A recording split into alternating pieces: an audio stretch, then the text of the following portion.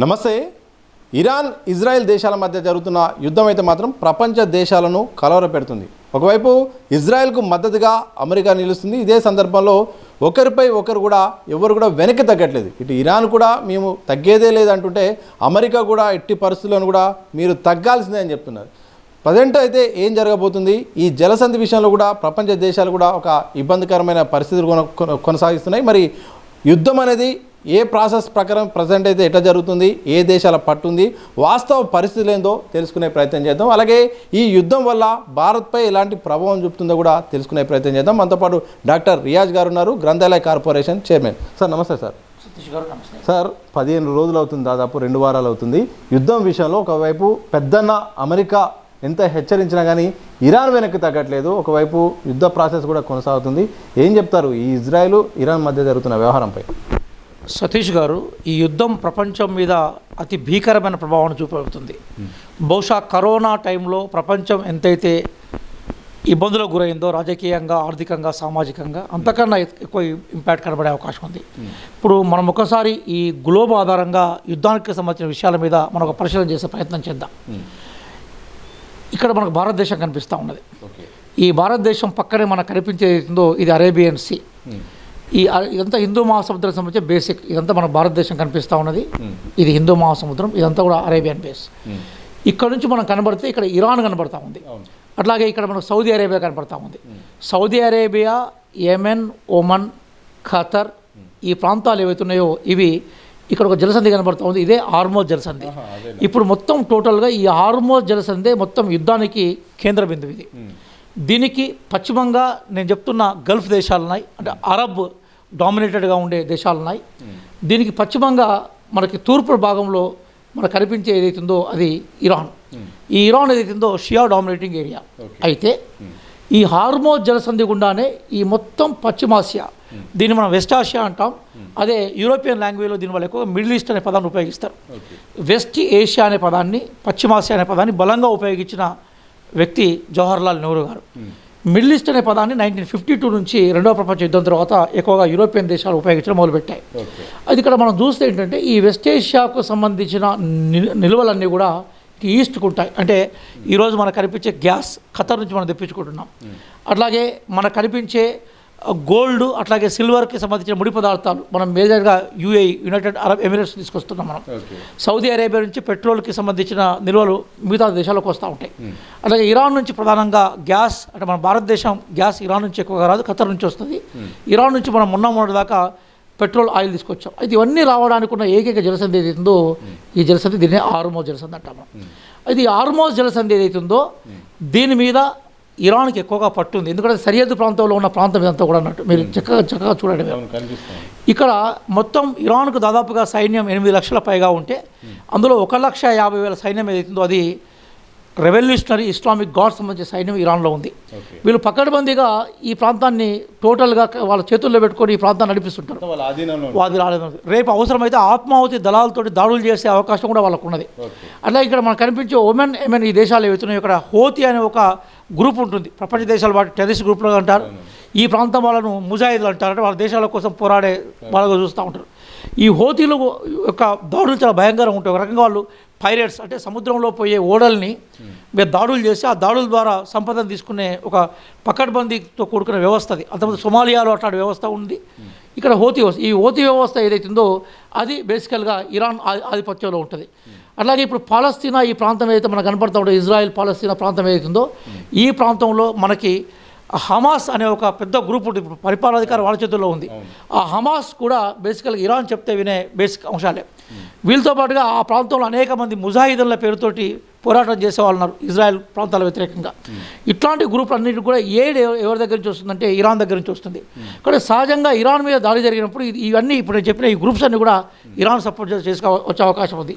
అంటే భవిష్యత్తులో కనుక ఇరాన్ మీద దాడులు జరిగి ఇరాన్ ప్రాంతాన్ని ఏమాత్రం అమెరికా పూర్తిగా విధ్వంసం చేసి పరిపాలన తీసుకునే ప్రయత్నం చేస్తే ఈ యుద్ధం ఇంకో రూపంలో నిరంతరం జరిగే అవకాశం ఉంది.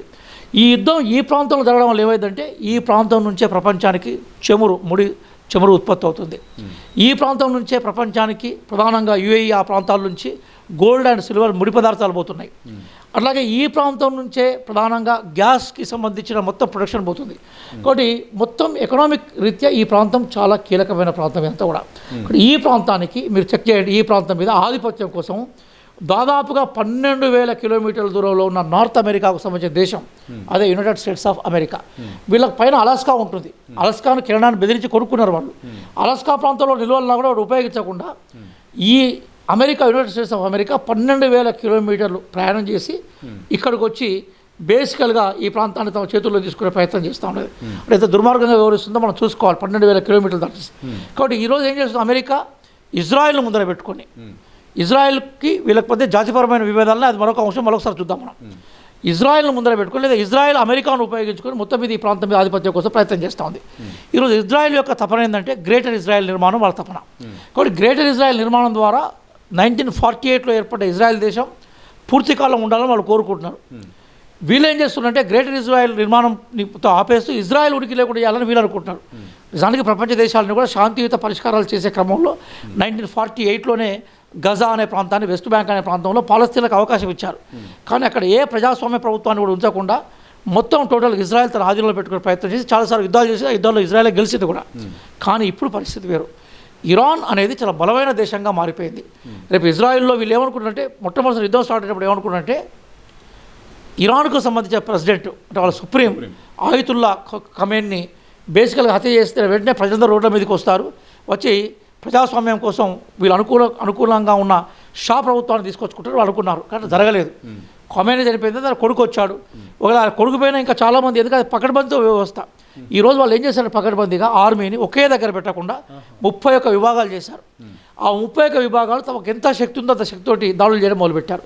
అయితే ఈరోజు ఇరాన్ దగ్గర ఉండే మిసైల్స్ ఏవైతున్నాయో ఈ మిసైల్స్ అందులో సజ్జల మిసైల్ అనేది చాలా బలమైన మిసైల్. దీంతో అమెరికా మీద దాడి చేయడం అనేది వీళ్ళకి సాధ్యం కాని విషయం. కాబట్టి వీళ్ళు ఏం చేశారంటే ఎక్కడెక్కడైతే ఇప్పుడు నేను చెప్పిన ఈ గల్ఫ్ దేశాలు అవుతున్నాయి ఇవన్నిట్లో అమెరికా బేస్ ఉన్నాయి మొత్తం. కాబట్టి దగ్గరగా ఉండే ప్రాంతాల్లో బేస్ కాబట్టి ఇవి చాలా సులభంగా ఇరాక్లో ఉండే అమెరికా బేస్ని, సౌదీ అరేబియాలో బేస్ని, అట్లాగే యుఏఈ బేస్ని, ఖతర్ బేస్ను, యెమెన్ బేస్ను, ఉమెన్ బేస్ను దాడులు చేసి మొట్టమొదటిసారిగా అమెరికా సైనిక స్థావరాలను ఫినిష్ చేశారు. రెండోది ఏంటంటే ఇక్కడ ఉండే మొత్తం ఆయిల్ని ఈ దేశాలను కూడా అమెరికా అనుకూలమైన దేశాలకి డాలర్ రూపంలో మారకం చేస్తున్నారు. ఇరాన్ ఏం చెప్తుందంటే డాలర్ రూపంలో మారకం చేయడాన్ని మేము వ్యతిరేకిస్తాం.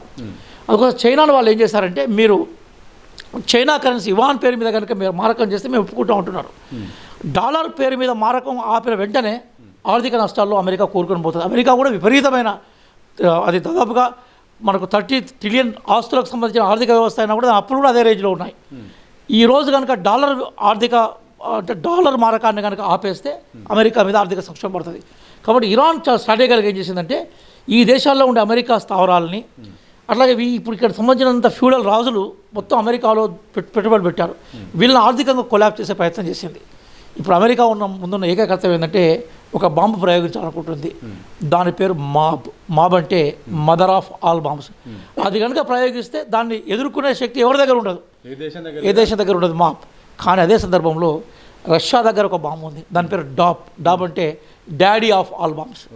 వీళ్ళ దగ్గర mother of all bombs America దగ్గర ఉంటే రష్యా దగ్గర ఉంది dad of all bombs. Yes. కాబట్టి ఇరాన్ కూడా ఎక్కడ సంసిద్ధపడ్డదంటే ఒకవేళ అదే రేంజ్లో కనుక దాడులు చేస్తే అదే రేంజ్లో సమాధానం చెప్పడానికి కూడా ఇరాన్ సిద్ధపడ్డాక తెలుస్తుంది.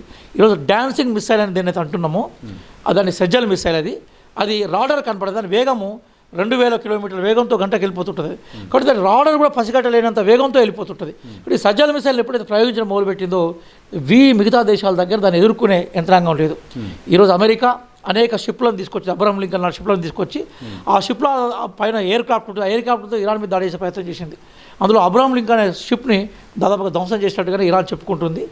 అట్లాగే మిగతా దేశాల సహాయాన్ని కోరుకుంది అమెరికా. కానీ వేరే నాటో దేశాలు ఏవి కూడా అమెరికాకు సహకారం చేసే ప్రయత్నం చేయలేదు. సరే, ఇదే ప్రశ్న అడుగుతాను. ఎందుకంటే అమెరికా యుద్ధం స్టార్ట్ చేసినప్పుడు కూడా పెద్ద ఎత్తున మొత్తం అందరి మద్దతు ఉంటుంది, అలాగే వన్ సైడ్గా యుద్ధం జరుగుతుంది చాలామంది అనుకున్నారు. కానీ ఈరోజు నాటో దేశాల మద్దతు లేదు, అలాగే ఇటు రష్యా కానీ చైనా కానీ మద్దతు లేదు. ఎందుకు ఒకవైపు అమెరికా అధ్యక్షుడు స్టేట్మెంట్ ఇచ్చినా కానీ ఇరాన్ మాత్రం అసలు వెనక్కి తగ్గమని కూడా అంత ధీటుగా ఎట్లా చెప్పగలుగుతుంది? అంటే అమెరికా అనేది ఒక ప్రిన్సిపల్ నమ్ముకున్నది. అదేంటంటే America is first, Trump is first అని. కాబట్టి అమెరికా తన ప్రయోజనాలకంగా ఏదంటే చేయడానికి సిద్ధంగా ఉన్నది. అందుకోసమే మొత్తం యూరోప్ దేశాలను దూరం చేసుకుంది. గ్రీన్లాండ్ని స్వాధీనం చేసుకుంటా అని చెప్పేసి యూరోప్ దేశాలకు దూరం అయిపోయింది. అలాగే కెనడాను అవసరమైతే మేము మా రాష్ట్రంగా ప్రకటించుకుంటాం అని చెప్పేసి కెనడాకు దూరం అయిపోయింది. అట్లాగే వాళ్ళు వెనుజులాను కాలనీగా మార్చుకున్నాం, రేపు క్యూబాను కాలనీగా మార్చుకుంటాం అని చెప్పి హెచ్చరికలు చేసింది. ఉక్రెయిన్కు సహాయం చేయడం వల్ల రష్యాకు దూరం అయిపోయింది. ఈరోజు అమెరికా పూర్తిగా ఐసోలేట్ అయిపోయింది. అమెరికా అహంభావమే, ట్రంప్ అహంభావమే అమెరికాకు శత్రుగా మారిపోయింది. అందుకోసమే ఈరోజు అమెరికాలో యాంటీ టెర్రరిస్ట్ కమిషన్ ఏదైతుందో దానికి చైర్మన్గా ఉన్న అతను కూడా రిజైన్ చేశాడు. అంటే ఈ యుద్ధం ఇజ్రాయెల్ చాలా బలవంతంగా తెలివిగా అమెరికాను ఇరికించిందని ఆయన యొక్క ప్రధానమైన ఆరోపణ. కాబట్టి ఇంటర్నల్గా అమెరికా ప్రజలు బయటకు వచ్చి ఆందోళన చేస్తున్నారు. కేవలం 27% ప్రజలు మాత్రం యుద్ధాన్ని సపోర్ట్ చేస్తున్నట్టుగా మనకు సర్వేలు చెప్తా ఉన్నాయి. రేపు ఇదే కనుక కొనసాగితే, సరే మూలాలు వాటి గురించి మరోసారి మాట్లాడుకుందాం, ఇదే కనుక కొనసాగితే దీని ప్రభావం బలంగా ఏ దేశాల మీద పడుతుందంటే ఆయిల్ ఆధారిత ఆర్థిక వ్యవస్థల మీద పడుతుంది. ఆయిల్ ఆధారిత ఆర్థిక వ్యవస్థలు ఏవైతున్నాయో అవి ప్రధానంగా చైనా, ఇండియా, అట్లాగే United states of America. United states of America తనకు ఏవైతే కావాలో వెనుజుల నుంచి సమకూర్చుకునే ప్రయత్నం చేస్తున్నది. చైనా ఆల్రెడీ విపరీతమైన నిల్వలు పట్టుకుని తన దగ్గర నిల్వ పెట్టుకుంది విజన్ చేసి. కానీ భారతదేశ విదేశాంగ శాఖ కానీ భారతదేశానికి సంబంధించిన కేంద్ర ప్రభుత్వం ప్రధానంగా ఏం జరగబోతుందనే విషయాన్ని మీద ప్రిడిక్షన్ చేయలేకపోయింది, హైపోథిసిస్ చేయలేకపోయింది. కాబట్టి సడన్గా దీని ఇంపాక్ట్ ఏదైతుందో అది భారతదేశంలో పడుతుంది. అందుకోసమే ఒకసారి 21 రోజులకు చక్కగా వచ్చే గ్యాస్ సిలిండర్ని కేంద్ర ప్రభుత్వమే దాన్ని 25 రోజులకు మార్చింది. అలాగే కమర్షియల్ గ్యాస్ని వెంటనే ఆపేసింది. కొన్ని పెట్రోల్ పంపులు మూతపడే సందర్భాలు ఉన్నాయి. ఈరోజు మనకి అనేక దేవాలయాల్లో దీపారాధన ఏదైతుందో దీని ప్రభావానికి గురైపోయింది. అలాగే మొత్తం మెస్సులు మూతపడిపోయినాయి. హాస్టల్స్ ప్రధానంగా medical college hostel, engineering college hostels మన ప్రధానంగా తెలంగాణలో, ఆంధ్రప్రదేశ్లో అవి వాటికి సెలవులు ప్రకటించారు. రేపు కనుక ఇదే పరిస్థితి కొనసాగితే ఇది ట్రాన్స్పోర్ట్ రంగం మీద ప్రభావం చూపుతుంది. రవాణా వ్యవస్థ భయంకరంగా ప్రభావాన్ని చూపే అవకాశం మనకు కనపడుతుంది. ఆల్రెడీ వ్యవస్థను మనం బిల్డప్ చేసుకోలేకపోయాం. కాబట్టి దీని ప్రభావం ఆయిల్ ఆధారిత వ్యవస్థగా ఉన్న భారతదేశంలో ఎక్కువగా ఉంది. ఇప్పటికి కూడా కేంద్ర ప్రభుత్వం తక్షణమే స్పందించే ప్రయత్నాలు ఎక్కడా చేయట్లేదు. ఆల్టర్నేటివ్ చేసుకోవడంలో ఇబ్బంది అయింది. మొన్న రీసెంట్గా ఇరాన్ తోటి కొంత నెగోషియేషన్ చేయడం ద్వారా మొత్తం టోటల్గా 28 షిప్స్ మన దగ్గర బందీ అయి ఉన్నాయి. అంటే అక్కడ ఆగిపోయి ఉన్నాయి, అరెస్ట్ అయి ఉన్నాయి. అందులో 4 షిప్లను బలవంతంగా పట్టుకొచ్చాం. ఇంకా 24 షిప్లు అక్కడే ఉన్నాయి. రేపు ఈ పరిస్థితి కొనసాగితే ఖతర్ నుంచి గ్యాస్ తీసుకొస్తాం. ఖతర్ యొక్క ఆయిల్ రిఫారెస్టేషన్ మొత్తం కూడా ఈరోజు ఇరాన్ మిసైల్స్ దాడి చేసి వాటిని ఆపేశాయి. ఈ నేపథ్యంలో భవిష్యత్తు ఏదైతుందో అది కొంత ఇబ్బందికరంగా ఉన్నది. వెంటనే తక్షణ చర్య చేయాల్సింది ఏంటంటే, ఒకటి యుద్ధం ఆపే ప్రయత్నం చేయాలి. ఆ యుద్ధం ఆపే క్రమంలో ఒకప్పుడు అల్లిన దేశాలకు నాయకురాలుగా భారతదేశం ముందుండాలని మనం కోరుకోవాలి. రెండోది ఏదైతుందో ఆల్టర్నేటివ్ మార్గాలు ఏవైతున్నాయో వాటి నుంచి తీసుకునే ప్రయత్నం చేయాలి. వీళ్ళేం చెప్తున్నారంటే సౌత్ అమెరికాలో మనకు కనిపించే వెనుజులా ఏదైతే వెనుజులా నుంచి తెప్పించుకోవాలని చేస్తున్నారు. కానీ వెనుజులా నుంచే కనుక మనం ఆయిల్ తెప్పించుకునే ప్రయత్నం కనుక మనం చేయగలిగితే అది ఎక్కడి నుంచి రావాలంటే ఆఫ్రికా ఖండం దగ్గరికి వచ్చి, ఆఫ్రికా ఖండంలో మనకు ప్రధానంగా ఈ ఆఫ్రికా ఖండం నుంచి ఇక్కడ కేప్ ఆఫ్ గుడ్ హోప్ కనబడుతూ ఉంటుంది మనకు అన్నట్టు. ఈ కేప్ ఆఫ్ గుడ్ హోప్ దాటుకొని ఇక్కడ కింద కనబడుతుంది. ఈ కేప్ ఆఫ్ గుడ్ హోప్ దాటుకొని అది ఇక్కడ దాకా రావాలి. అది విపరీతమైన రవాణా ఖర్చులు ఉంటుంది. ఈరోజు పెట్రోల్ను మనము ఇప్పుడున్న రేట్ మనం కొనలేకపోతే అది 3-4 అయినా కూడా మనం ఆశ్చర్యపడడం అవసరం లేదు. కాబట్టి తక్షణమే యుద్ధం ఆపే చర్యలు మనం తీసుకోవాలి. యుద్ధం ఆపకుంటే అక్కడెక్కడో జరిగిన సంక్షోభము మొత్తం భారతదేశాన్ని కానీ మిగతా దేశాల సంక్షోభంలో నెట్టే ప్రయత్నం చేస్తుంది. ఈరోజు యుద్ధం ఆపే చర్యలు ఏం తీసుకున్నా కూడా కేంద్ర ప్రభుత్వానికి ప్రతిపక్షాలను కూడా మద్దతు చెప్పే ప్రయత్నం చేయాలి. మొత్తం భారతదేశ జాతంతా దేశ ప్రజలందరూ కూడా మద్దతు చెప్పాలి. కానీ కేంద్ర ప్రభుత్వం మనం అనుకున్న లెవెల్లో స్పందించట్లేదు అనేది ఒక బాధ ఉంది. సార్, ఇది నా ప్రశ్న ఏంటంటే, అసలు గట్టిగా అంటే 2 వారాలు యుద్ధం జరగలేదు. ఇప్పటికే భారత్ మీద చాలా స్పష్టంగా ఆ ప్రభావం కనిపిస్తుంది. గ్యాస్ కొరత కారణంగా ఇప్పటికే కమర్షియల్ డొమెస్టిక్ వాళ్ళు ఇబ్బంది పడుతున్నారు. హోటళ్ళు కూడా మూతపడిపోతున్నాయి. ఇదే ఇండ్ల వాళ్ళు ఇబ్బంది పడుతున్నారు. మరోవైపు భవిష్యత్తులో కూడా చమురు నిల్వలు కూడా పడిపోతే పెట్రోల్ బంకులు కూడా మూతపడే అవకాశం ఉన్నట్టు ప్రచారం జరుగుతుంది. ఒకవైపు ఇజ్రాయెల్ పర్యటన తర్వాత 2 రోజుల తర్వాత యుద్ధం ప్రారంభమైంది. ఓవరాల్గా ఈ యొక్క 2 వారాల పరిస్థితి ఎట్లుంటే ఇంకా కొన్ని నెలల పాటు జరిగితే ఎలాంటి సంక్షోభం మనకు రాబోతుంది? ఇప్పుడు దాదాపుగా 20 రోజులు అయిందండి సతీష్ గారు. మనం ఇంటర్వ్యూ తీసుకునే టైం వరకు 20 రోజులు అయింది. 20 రోజుల్లోనే మనం చాలా క్లియర్గా చూసాం మనం దీని ప్రభావం ఉంది. ఇది ఇంకొక 2 వారాలు జరిగినా కూడా ఖచ్చితంగా మనం ఆ సంక్షోభం నుంచి బయటపడడానికి కొన్ని సంవత్సరాలు పట్టే అవకాశం ఉంది. కాబట్టి తక్షణమే మనం ఏం చేయాలనే దాన్ని కూడా కేంద్ర ప్రభుత్వం ఫోకస్ చేయాలి. ఇప్పుడు ఏమైపోయిందంటే ట్రంప్ అనేవాడు మొట్టమొదటిసారిగా ఏమన్నాడు, భారతదేశాన్ని ఇన్సల్ట్గా చేసిండు. ఇండియా ఈజ్ డెడ్ ఎకానమీ అన్నాడు. మన వాళ్ళు ఒక్కటి సపోర్ట్ చేయలేదు. బాధాకరం. అంటే India is debt economy, India పని అయిపోయిందని చెప్పాడు, ఎక్కడ మనం స్పందించలేదు. అలాగే భారతదేశంపై విపరీతమైన ఆంక్షలు పెట్టాడు, అయినా మనం ఎక్కడ యూజర్ అని అన్నాం కాబట్టి ఎక్కడ లేదు. మీరు ఇరాన్ దగ్గర నుంచి పెట్రోల్ కొనొద్దన్నాడు, పెట్రోల్ ఆపేశాం. రష్యా దగ్గర నుంచి పెట్రోల్ కొనొద్దన్నాడు, రష్యా దగ్గర నుంచి పెట్రోల్ ఆపేశాం. మీకు నేను 30 రోజుల శాంక్షన్ ఇస్తున్నాను, ఈ 30 రోజుల్లో మళ్ళీ కొనుక్కోమన్నాడు. మళ్ళీ వాళ్ళ దయాదక్షల మీద ఆధారపడ్డట్టుగా మన ఫారిన్ పాలసీ ఉంది. భారతదేశం యొక్క ఫారిన్ పాలసీకి ప్రపంచంలో ఒక విలువ ఉంది సార్. ఎందుకుంటుందంటే మనం ఒకప్పుడు కోల్డ్ వార్ జరిగినప్పుడు కూడా దేశం ప్రపంచం అంతా కూడా 2 బ్లాక్స్గా విడిపోయినప్పుడు కూడా, ధ్రువ ప్రపంచంగా విడిపోయినప్పుడు కూడా మనం అలీన విధానాన్ని కంటిన్యూ చేశాం. మోడీ గారి గవర్నమెంట్లో మనం అలీన విధానానికి దూరం అయిపోయినాం మనం. అట్లాగే అమెరికాకు పూర్తిగా దాసోహం కావడం వల్ల అమెరికా భారతదేశం మీద వెహికల్గా మాట్లాడిన సందర్భాలు చాలా చూసాం మనం. వాళ్ళ మినిస్టర్స్ మాట్లాడారు, ట్రంప్ అయితే ఎన్నోసార్లు మాట్లాడినాడు, కనీసం ఒక్కసారి కూడా మనల్ని ఖండించినట్టుగా మనం చూడలేదు. కాబట్టి ఈ దశలో మనం మన సార్వభౌమాధికారాన్ని కాపాడుకునే ప్రయత్నం చేయడంలో, అమెరికాకు తల ఉంచడంలో మనం నికరంగా నిలబడాలి లేదనే ఒక విమర్శ వచ్చింది. అట్లాగే యుద్ధాలు జరుగుతున్నప్పుడు బేసికల్గా మన దేశం తటస్థంగా ఉండాలి.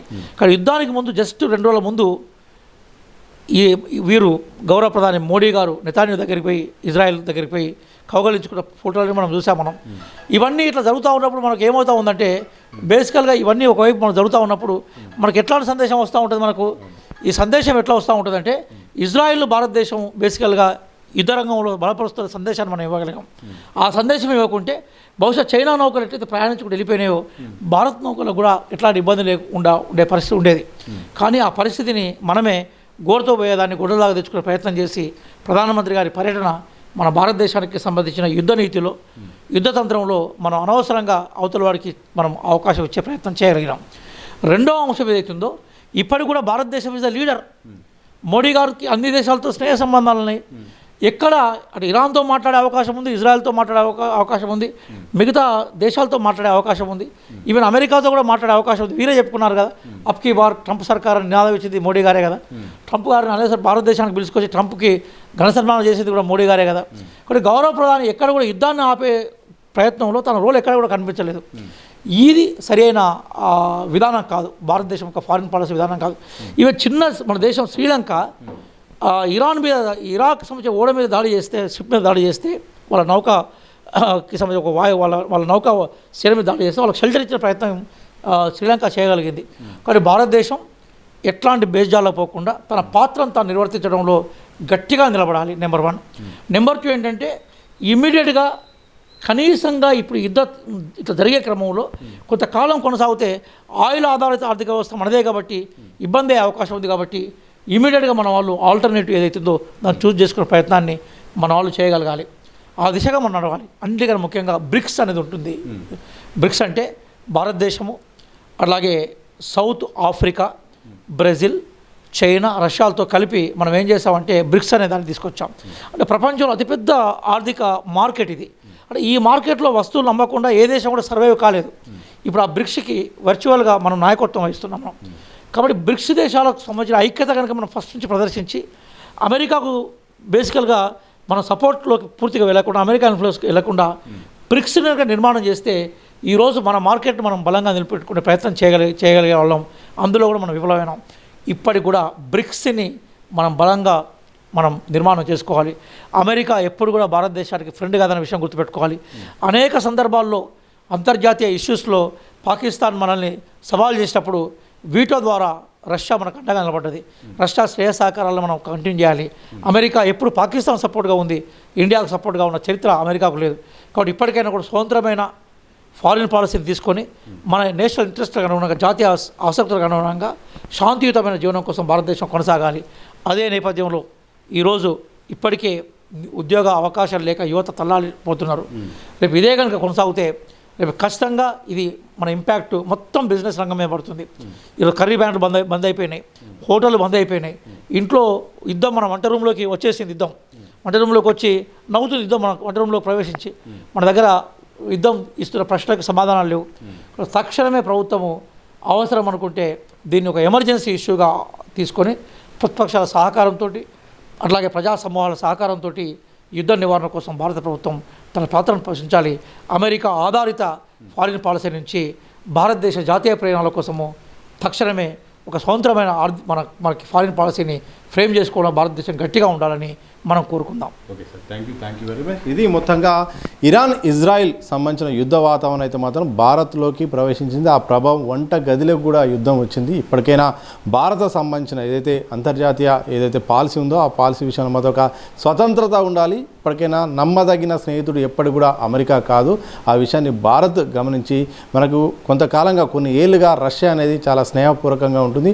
అలాంటి స్నేహాన్ని కొనసాగించాల్సిన అవసరం ఉంది. అలాగే యుద్ధం ఆగాల్సిన అవసరం ఉంది. ఇలాగే యుద్ధం కొనసాగితే మాత్రం భారత్పై చాలా తీవ్రమైన ప్రభావం చూపే అవకాశం ఉంది. ఇదే సందర్భంలో ప్రత్యామ్నాయ మార్గాలు కూడా వెతుక్కోవాలి, అంచనా వేసుకోవాలి. ప్రతిపక్షాలతో కూడా మాట్లాడుకొని అందరినీ కూడా కలుపుకొని భవిష్యత్తు అవసరాల దృష్ట్యా ఎలా చేస్తే బాగుంటుందని కూడా మేధావుల సలహాలు కూడా కేంద్ర ప్రభుత్వం తీసుకోవాలి. లేకపోతే మాత్రం చాలా కఠినమైన పరిస్థితులు భవిష్యత్తులో మాత్రం భారత్ ఎదుర్కొనే అవకాశం ఉందని కూడా డాక్టర్ రియాజ్ గారు, గ్రంథాలయ కార్పొరేషన్ చైర్మన్, చాలా స్పష్టంగా యుద్ధం జరుగుతున్న విషయంలో అప్డేట్ ఇచ్చే ప్రయత్నం అయితే చేశారు. కెమెరా పర్సన్ ప్రవీణ్తో సతీష్, దిశ టీవీ, హైదరాబాద్.